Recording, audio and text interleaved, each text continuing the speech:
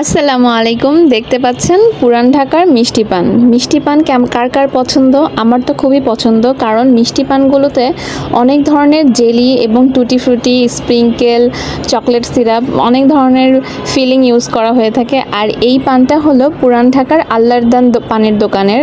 আমি আর আমার হাজব্যান্ড প্রায় এই দোকান থেকে, বিশেষ করে এই মন রসিক নামের পানটা আমরা খেয়ে থাকি, কারণ এই পানটা একেবারেই খুবই ভালো হয় খেতে, কারণ এটার ভিতরে অনেক ধরনের ফিলিং ইউজ করা হয়ে থাকে।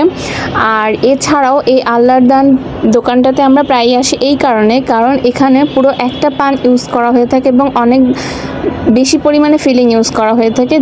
আর এই পানগুলোর দাম প্রায় 40 থেকে 50-এর মধ্যে হয়ে থাকে। যেমন এই পানটার দাম 50 টাকা এক একটা, এবং পুরো একটা পান পাওয়া যায়। বাট আমার কাছে এর আগে আমি খেয়েছিলাম বিহারিপট্টিতে, সেখানে আপনার অর্ধেক পান তারা ইউজ করে মিষ্টি পান সেল করে এবং সেটার দামই প্রায় 40-50 টাকা নিয়ে রাখে তারা।